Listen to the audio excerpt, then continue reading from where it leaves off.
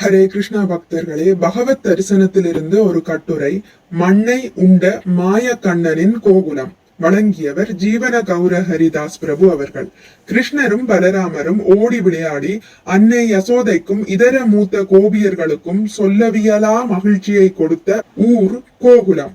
இன்றைய இந்தியாவின் உத்தரப்பிரதேச மாநிலத்தில் கிருஷ்ணர் பிறந்த மதுராவிலிருந்து 13 கிலோமீட்டர் தொலைவில் தென்கிழக்கு திசையில் மனதை மயக்கும் யமுனை நதிக்கரையில் கோகுலம் அழகின் உருவாக அமைந்துள்ளது. அந்த கோகுலத்தினுள் நுழையலாமே, வாருங்கள். கிருஷ்ணர் கோகுலம் செல்லுதல். பகவான் ஸ்ரீ கிருஷ்ணர் மதுராவில் வசுதேவருக்கும் தேவகிக்கும் மகனாக தோன்றினார். சிறையில் இருந்த வசுதேவரின் சங்கிலிகள் அருந்தன. சிறை கதவுகள் தானாக திறந்தன. சிறை காவலர்கள் ஆழ்ந்து உறங்கினர். வசுதேவர் குழந்தை கிருஷ்ணரை எடுத்துக்கொண்டு நந்த மகாராஜர் வாழ்ந்த கோகுலத்தை நோக்கி முன்னேறினார். ஆர்ப்பரித்து சீரிய யமுனையும் வசுதேவருக்கு வழிவிட்டது. நந்த மகாராஜரின் இல்லமானது மகாவனம் என்ற பகுதியை சார்ந்த கோகுலத்தில் இருந்தது. குழந்தை கிருஷ்ணரை வசுதேவர் யாருக்கும் தெரியாமல் நந்த மகாராஜரின் இல்லத்தில் அன்னை யசோதையின் அருகில் வைத்துவிட்டு அன்னை யசோதைக்கு பிறந்த பெண் குழந்தையை கையில் சுமந்தபடி மீண்டும் சிறைக்கு திரும்பினார். கிருஷ்ணர் கோகுலத்தில் நமது கணக்கின்படி 3 ஆண்டு 4 மாதம் வரை எண்ணற்ற லீலைகளை அரங்கேற்றினார். நந்த பவனம். நந்த மகாராஜர் வசித்த அனைத்து இல்லங்களுமே நந்த பவனம் எனப்படுகிறது. கோகுலத்தில் இருக்கும் நந்த பவனின் தனிச்சிறப்பு யாதெனில், இங்குதான் முதலில் கிருஷ்ண ஜன்மாஷ்டமியும் கிருஷ்ண பலராமரின் குழந்தை பருவ லீலைகளும் ஆரம்பமாயின. வசுதேவர் கிருஷ்ணரை கோகுலத்தில் விட்டு சென்ற பின்னர் மறுநாள் காலை நந்த பவனத்தை மையமாக வைத்து கோகுலமே விழாக்கோலம் பூண்டது. யசோதைக்கு குழந்தை பிறந்த செய்தியை அறிந்த கோகுலவாசிகள் ஆடம்பர உடைகளை அணிந்து பரிசு பொருட்களை எடுத்துக்கொண்டு குதூகலத்துடன் நந்த பவனிற்கு கூட்டமாக திரண்டனர். கிருஷ்ணரின் வரவை கோலோகலமாக கொண்டாட விரும்பிய நந்த மகாராஜர் அரண்மனை முழுவதையும் மலர்களாலும் பட்டு துணிகளாலும் அலங்கரித்து நறுமண பொருட்களால் மனம் கமழச் செய்தார். கோகுலவாசிகள் வீதி முழுவதும் ஒருவர் மீது ஒருவர் தயிர், பால் மற்றும் வெண்ணெயை தெளித்து தங்களது பேரானந்தத்தை வெளிப்படுத்திய வண்ணம் கிருஷ்ண பிரேமையில் மூழ்கினர். கிருஷ்ணர் தமது திருமேனி, முகவசீகரம், புன்முறுவல் முதலியவற்றால் அனைத்து கோகுலவாசிகளையும் ஆட்கொண்டு அவர்களது இதயத்தில் பேரானந்த அலையை ஏற்படுத்தினர். நந்த மகாராஜர் பிராமணர்களுக்கு 18 லட்சம் பசுக்களை தானமாக கொடுத்தார். அனைத்து பசுக்களும் முத்து மாலை மற்றும் தங்க ஆபரணங்களால் அலங்கரிக்கப்பட்டிருந்தன என்பதும் குறிப்பிடத்தக்கது. கோகுலத்தின் ஐஸ்வர்யத்தை இதன் மூலம் எளிமையாக புரிந்து கொள்ளலாம். இந்த புகைப்படத்தில் இன்றைய நந்தபவன நுழைவு வாயிலை பார்க்கலாம். மதிமயங்கிய கோகுலவாசிகள். கிருஷ்ணரின் அழகை கண்டுகளித்த கோகுலவாசிகள் கண்கள் படைக்கப்பட்டதற்கான உண்மையான காரணத்தை அறிய தொடங்கினர். கிருஷ்ணர் படிப்படியாக வளரத் தொடங்கினர். மழலை பேச்சில் மதிமயங்குவது அனைவருக்கும் இயல்பு. கிருஷ்ண பலராமரின் மழலை பேச்சுகளை பற்றி சொல்லவும் வேண்டுமா? கோகுல மண்ணில் அவர்கள் தவழ்ந்து விளையாடுகிற காட்சிகளை கண்ட கோகுலவாசிகள் தங்களது இதயங்களை பறிகொடுத்தது மட்டுமல்லாமல் ஒருவித ஆன்மீக பெருமிதமும் கொண்டனர். கோகுலத்தின் அரண்மனை. இன்றைய கோகுலத்திற்கும் செல்வோம். கோகுலத்திற்கு தற்போது பயணம் மேற்கொள்பவர்கள் நந்தபவனில் கம்பீரமாக காட்சியளிக்கும் 84 தூண்களை காணலாம். 5000 வருடத்திற்கு முன் நந்த மகாராஜரின் காலத்தில் கட்டப்பட்ட தூண்கள் இன்றும் இவ்விடத்தில் போற்றி பாதுகாக்கப்பட்டு வருகின்றன. இவ்விடம் தற்போது கோயிலாக மாற்றப்பட்டுள்ளது. நந்த மகாராஜர் அன்னை யசோதையின் மூர்த்திகளுக்கு நடுவே கருமை நிறத்தில் பலராமரின் விக்கிரகத்தையும் தொட்டிலில் புல்லாங்குழல் ஊதும் கோபாலரின் விக்கிரகத்தையும் காணலாம். சைதன்ய மகாபிரபு தமது விரஜ மண்டல பயணத்தில் கோகுலத்தை அடைந்த போது அவரது பரவச ஆனந்தம் கோடி மடங்கு அதிகரித்தது. சைதன்ய மகாபிரபு பரவசமாக நடனமாடி தமது கருணையை அங்கு கூடியிருந்த அனைவருக்கும் பாரபட்சம் இல்லாமல் வழங்கினார்.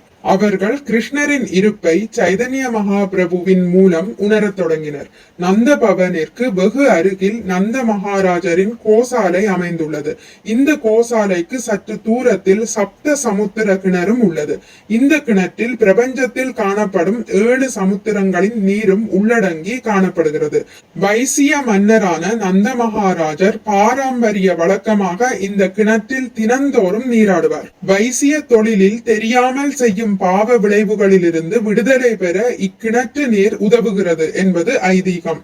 நந்த பவனத்தின் 84 தூண்களின் ஒரு பகுதியை இந்த புகைப்படத்தில் பார்க்கலாம். சனாதனரின் பஜனை. நந்த பவனின் நுழைவாயிலுக்கு வெகு அருகில் சனாதன கோஸ்வாமியின் பஜனை குடில் அமைந்துள்ளது.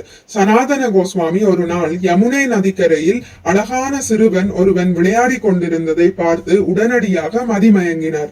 அந்த சிறுவன் கோயிலுக்குள் நுழைந்த போது சனாதன கோஸ்வாமியும் பின்தொடர்ந்தார். ஆயினும் சனாதன கோஸ்வாமியினால் அங்கே மதன கோபால விக்கிரகத்தை மட்டுமே பார்க்க முடிந்தது.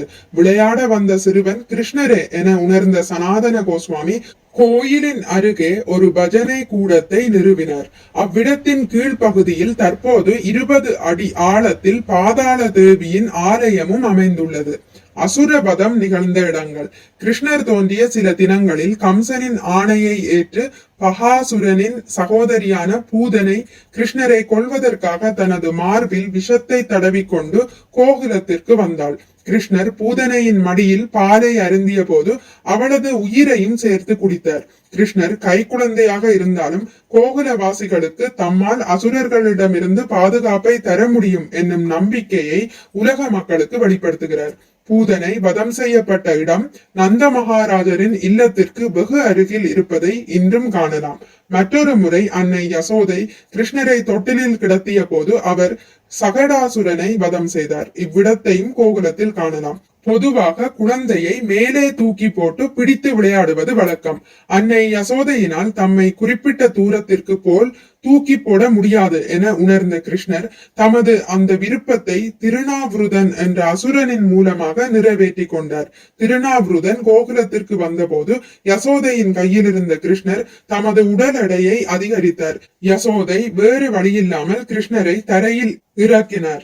அச்சமயத்தில் அங்கே காற்று உருவில் வந்த திருநாவிருதன் கிருஷ்ணரை மேலே தூக்கி கொண்டு புறப்பட்டான். கிருஷ்ணர் தமது பறக்கும் விருப்பத்தை நிறைவேற்றியபடி திருநாவிருதனையும் வதம் செய்தார். இம்மூன்று அசுரர்கள் வதம் செய்யப்பட்ட இடத்தை கோகுலத்தில் இன்றும் காணலாம். மண் உண்ட இடம். ஒரு நாள் பலராமர் அன்னை யசோதையிடம் கிருஷ்ணர் மண் சாப்பிட்டு விட்டான் என்று புகார் கூறினார். யசோதைக்கு உயிரே போய்விட்டது. ஆயினும் பலராமரை முற்றிலும் நம்பவில்லை. கிருஷ்ணரோ தாம் மண் சாப்பிடவில்லை என்று உறுதியாக கூறினார். வாயை திறந்து காட்டு என கிருஷ்ணருக்கு யசோதை ஆணையிட்டாள். அவரும் வாயை திறந்தார். வாயில் அவர் சாப்பிட்ட ஒரு பிடி மண் மட்டுமா இருந்தது? அண்ட சராசரங்களில் உள்ள அனைத்து மண்ணும் அவரின் வாயில் தானே இருந்தது. அவரது திருவாயில் யசோதை மொத்த பிரபஞ்சத்தையும் கண்டாள். அதில் விருந்தாவனத்தையும் கண்டாள். அந்த விருந்தாவனத்தினுள் தான் கிருஷ்ணரின் வாயை பார்த்து கொண்டிருப்பதையும் கண்டாள். குழப்பமுற்றாள். சிறிது நேரத்தில் இயல்பு நிலைக்கு திரும்பிய யசோதை கிருஷ்ணரை மீண்டும் தனது மகனாகவே பாவித்து தாலாட்ட ஆரம்பித்தாள். இந்த லீலை யமுனை கரையில் நிகழ்ந்தது. கிருஷ்ணர் தமது திருவாயில் அனைத்து பிரம்ம அண்டங்களையும் காட்டியதால் இந்த யமுனை கரை பிரம்மாண்ட படித்துறை என்று கூறப்படுகிறது. இந்த புகைப்படத்தில் கிருஷ்ணர் மண் உண்ட இடத்தில் உள்ள யமுனை கரையை பார்க்கலாம். உரலில் கட்டுண்ட மாயன். நந்த பவனத்திற்கு வெகு அருகில் கிருஷ்ணர் தாமோதர லீலையை அரங்கேற்றிய ஸ்தலமும் அமைந்துள்ளது. வெண்ணெய் தாளியை உடைத்து யசோதைக்கு கோபத்தை ஊட்டி அவளது கரங்களால் உரலில் கட்டி போடப்பட்டு அங்கிருந்து தவழ்ந்து 2 மகிழ மரங்களை வேரோடு சாய்த்து அவர் புரிந்த லீலையை அனைவரும் அறிவோம். தாமோதர லீலை நிகழ்ந்த இடத்தில் இன்றும் அதன் நினைவாக உரலும் விக்கிரகங்களும் உள்ளன. சிலர் இந்த உரல் கிருஷ்ணரை கட்டி போடப்பட்ட உண்மையான உரல் என்றும் கூறுகின்றனர். இதர இடங்கள். நந்த பவனில் இருந்து 10 நிமிட நடை தூரத்தில் ஒரு ஜெகநாதர் கோயில் உள்ளது. இக்கோயிலின் அருகே ஒரு சிறு குன்றின் மீது யோக மாயைக்கு ஓர் ஆலயம் உள்ளது. கிருஷ்ணரின் ஆணையை ஏற்று யோக மாயை பலராமரை தேவகியின் கருவில் இருந்து ரோகிணியின் கருவிற்கு மாற்றியதை நாம் அறிவோம். இங்குள்ள இந்த சிறு குன்று பலராமரின் பிறப்பிடமாக போற்றப்படுகிறது. நந்த பவனில் இருந்து சில கிலோமீட்டர் தொலைவில் ரமன் ரேத்தி எனப்படும் இடம் உள்ளது. கிருஷ்ண பலராமரின் திருப்பாதங்களுக்கு ஆனந்தம் தர விரும்பிய பூமாதேவி விரஜ மண்டலத்தில் இருந்த மண் துகள்கள் அனைத்தையும் மிருதுவாக மாற்றினாள். அதிலும் இந்த ரமன் ரேத்தி எனும் இடம் கிருஷ்ண பலராமருக்கு மிகவும் பிரியமான விளையாட்டு மைதானமாகும். ஏனெனில் இங்கிருக்கும் மண் அவ்வளவு மிருதுவாக இருக்கும். கிருஷ்ணரின் லீலா ஸ்தலங்களை நிர்வகிக்கும் பூஜாரிகள் சில நேரங்களில் அதிக தட்சணையை எதிர்பார்க்கலாம். பக்தர்கள் அவர்களிடம் பக்குவமாக குறைகளை காணாது நடந்து கொள்ளுதல் சிறந்தது. கோகுலத்தின் தனிச்சிறப்பு. ஆன்மீக உலகில் கிருஷ்ண ஜன்மாஷ்டமி கிடையாது, அசுரவதமும் கிடையாது. ஆயினும் அந்த பகவான் ஆன்மீக உலகிலிருந்து பௌதிக உலகிற்கு வரும்போது கட்டுண்ட ஆத்மாக்களை தம்மிடம் வசீகரிப்பதற்காக பிறப்பு லீலை, அசுரவத லீலைகள் என தமது இனிமையையும் கருணையையும் வெளிப்படுத்துகிறார். இந்த விதத்தில் இங்குள்ள கோகுலம் தனிச்சிறப்பு வாய்ந்ததாகும். கிருஷ்ண பக்தர்கள் ஒவ்வொருவரும் தங்களது ஆயுளை கோகுலத்தில் கழிக்க வேண்டும். அவ்வாறு செய்ய இயலாதவர்கள் வாழ்வில் ஒருமுறையேனும் கோகுலத்தை தரிசிக்க வேண்டும். மிக்க நன்றி. ஹரே கிருஷ்ணா. உங்களுக்கு இந்த வீடியோ பிடித்திருந்தால் லைக் பண்ணுங்கள், ஷேர் பண்ணுங்கள், சப்ஸ்கிரைப் பண்ணுங்கள்.